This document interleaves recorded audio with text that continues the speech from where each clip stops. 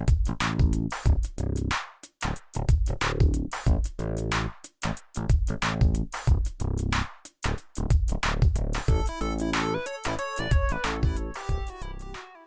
you want to play a rhythm game that isn't secretly tricking you into exercising?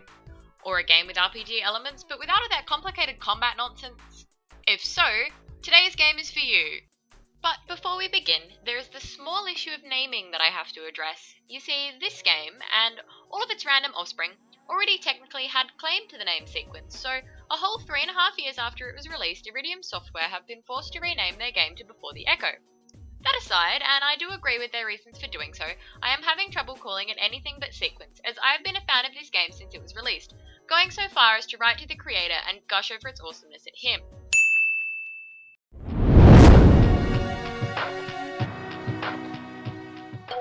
Inside Sequence, you will find all the marks of a more traditional game with RPG elements. You level up by defeating enemies and gaining experience, finding bigger and better weapons, armor, and spells along the way. The only difference is, instead of real-time or turn-based combat, each battle is a DDR-style rhythm game, wherein your opponent rains down arrows from the ceiling at you, and your job is to clear them with the arrow key so that they don't make a mess all over the floor.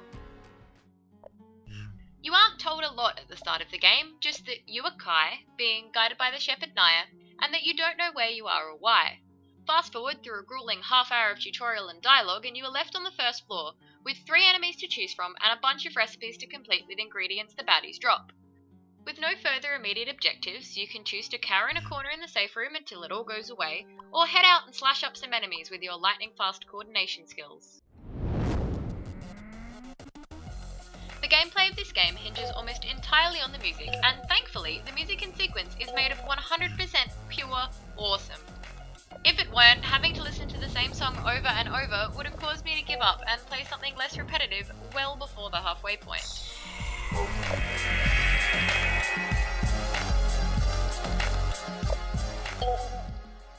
Most of the music in this game is by Ronald Jenkins, who is not only incredibly talented, but just a really nice guy. You can head over to his channel to watch him play these songs for real, which is mesmerizing.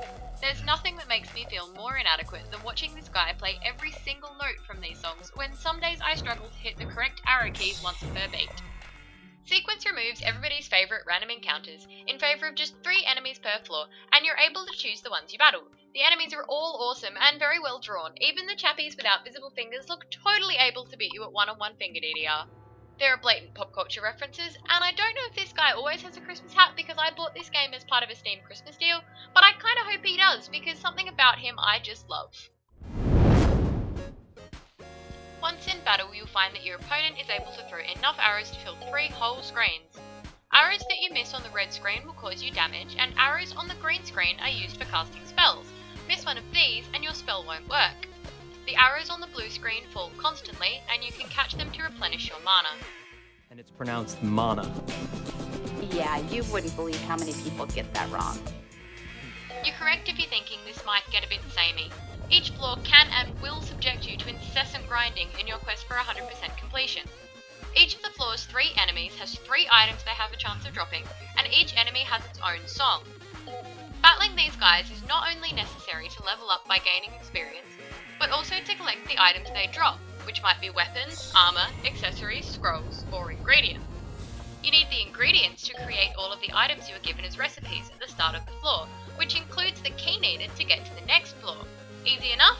Well, no. Even though you can choose which enemy you face, which theoretically gives you a higher chance per battle of receiving the item you need when compared with random encounters. Sometimes you can battle the same chap for hours without getting the items you need, and sometimes he won't drop anything at all, which effectively renders the previous 3 minutes of gameplay useless unless you really need to lose weight around the fingers of your right hand.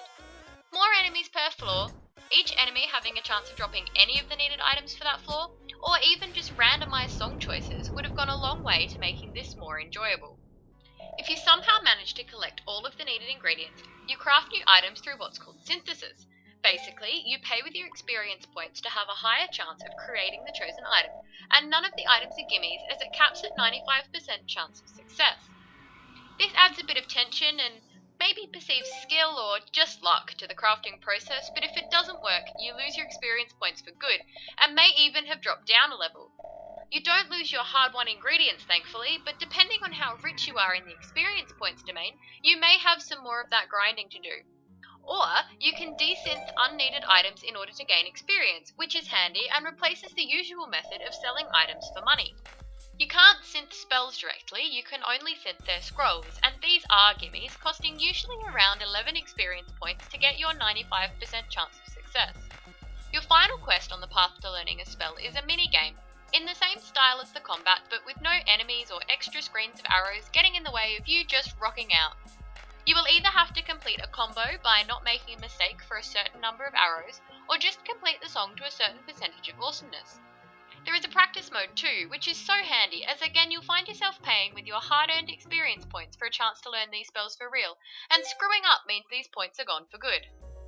If you find that you are screwing up too often, the difficulty level is changeable, which means if you overestimate your coordination skills, it's easy to correct this without having to restart and admit your embarrassment to both yourself and the game. It's only changeable up to the 3rd floor, but once you get to this level, you'll happily have resigned yourself to the fact that it's just not possible for a normal human being to beat the game on Spasmodic. Once you have defeated all of the enemies the hundreds of required times, you can synth the key, unlock the door, and then you'll run into this guy. Oh, I dare say, I call into question your sexual orientation. Good sir, I do posit that your mother has maintained intimate relations with men other than her chosen spouse. Yes. Each floor has its own boss, with their own distinct, slightly crazy personality. And they don't just sit about waiting for you to get there either. They each have their own guardian effects, which mess with you in all sorts of ways, including making the arrows disappear, locking you on a certain screen, flipping the arrow keys around, speeding the music up, or making bad taco-related analogies. These only last a short time, so they aren't too game-breaking. They do bring variation to each floor, and I personally am in favour of anything that breaks up the monotony of the battles. If you collect enough of those infernal ingredients, you can even synth the inhibitor for that floor, which removes the guardian effects in all battles except the final boss fight. This makes it way easier for grinding, but do make sure that you get in plenty of practice before you create this item to give you one over on the boss when it comes around to it. For me, this game makes up for a lot of its flaws with humour. Yes, there is about half an hour of dialogue disguised as a tutorial at the start of the game before it lets you loose to shred up the baddies by yourself, but it's well written, funny dialogue, so I can almost forgive it for that. Plus, collecting all the items is well worth it just to read all of their descriptions, and if anything, it just fed my 100% completion addiction. Once you get through the game, there is a twist, a false ending, and gameplay that ventures outside of the very game itself.